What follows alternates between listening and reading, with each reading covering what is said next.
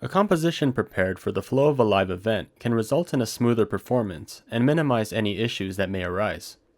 If you're asked to display show-specific graphics or content provided by the artist or event staff, you can structure your composition specifically for the show while remaining flexible to improvisation. The composition seen here is structured for a live event with different performances. Here we have 6 layers. The topmost layer is dedicated to display logos of the different performers. We've labeled this Performers.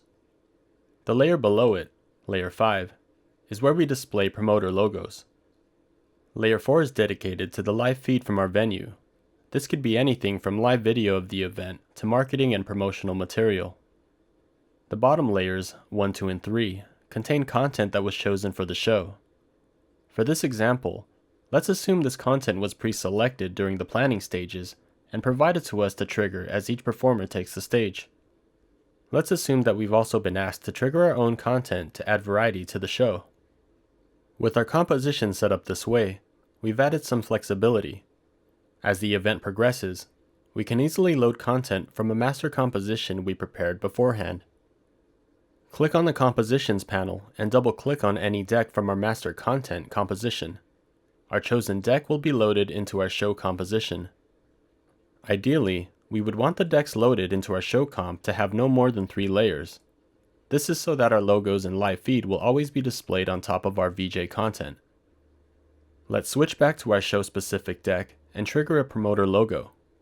If we switch back to our new deck, we can trigger content from it in the 3 layers below without ejecting any of the show-specific content on the higher layers. Switching back and forth can be a hassle, especially in a live situation. This is where a feature called Persistent Clips is very useful.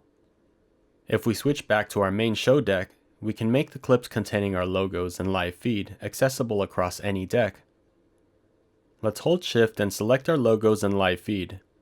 If we right-click on these selections, we can click on Persistent, and now our clips are available no matter what deck is active. This is indicated by the colored labels. Even if we load a new deck from our master composition, our show content is now available for triggering on the top 3 layers.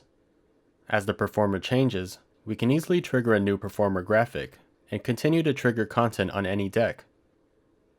This was just one example to provide a practical use for setting up show-specific compositions. By preparing your layers ahead of time, you can avoid potential pitfalls in a live situation.